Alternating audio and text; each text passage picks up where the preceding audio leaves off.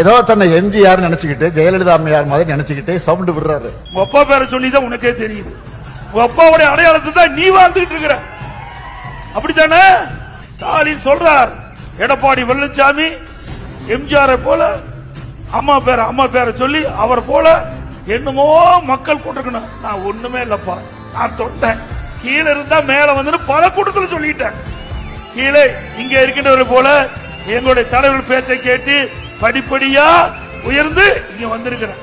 நான் பல கூட்டத்தில் சொல்லியாச்சு. நான் தலைவர் என்று எப்போதுமே சொன்னது கிடையாது. எல்லா தொலைக்காட்சியில் நீங்க பாருங்க, பல்வேறு கூட்டத்தில் பேசிய பேச்செல்லாம் கேளுங்க. ஏன்னா அவரு கேட்கறதுக்கும் எப்ப கேட்டதும் கிடையாது. அவரு மற்றவர் சொல்வதும் கேட்க மாட்டாரு, தனக்கும் கிடையாது. அது வேண்டாம், தப்பா போயிரு, வேண்டாம்.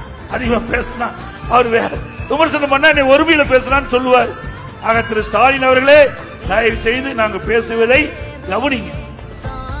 அது மட்டும் இல்ல, நீங்க வந்த பாதை வேற, நாங்க வந்த பாதை வேற. நீங்க வரும்போது உங்க அப்பா முதலமைச்சர் இருந்தாரு, உங்க அப்பா திமுக தலைவர் இருந்தாரு, அழகா சீட்டு கொடுத்தாரு. உங்க அப்பாவுடைய செல்வாக்குல நீங்க எம்எல்ஏ ஆனீங்க, மந்திரி ஆனீங்க, துணை முதலமைச்சர் ஆனீங்க, திமுக தலைவர் ஆனீங்க. உங்களுடைய பாதை வேற. எங்களாட்டம் இங்க இருக்கிறவங்களாட்டம் உங்களை போல நின்று தலைவருடைய பேச்சை கேட்டு கிளை செயலாளர் இருந்து, ஒன்றிய பொறுப்பு இருந்து, மாவட்ட பொறுப்பு இருந்து, மாநில பொறுப்பு இருந்து, எம்எல்ஏ இருந்து, எம்பி இருந்து, மந்திரி இந்த இயக்கத்திற்கு கடினமாக உழைத்த காரணத்தினாலே, இந்த இயக்கத்துக்கு விசுவாசமாக இருந்த காரணத்தினாலே இங்க இருக்கின்ற நிர்வாகிகள், இங்க இருக்கின்ற பொதுமக்கள் கூட்டத்தில் போனா நான் யார் தெரியுமா? முத்துவேல் கருணாநிதியுடைய மகன். உங்க அப்பா பேரை சொல்லிதான் உனக்கே தெரியுது. உங்க அப்பாவுடைய அடையாளத்தை தான் நீ வாழ்ந்துட்டு இருக்கிற. அப்படித்தானே?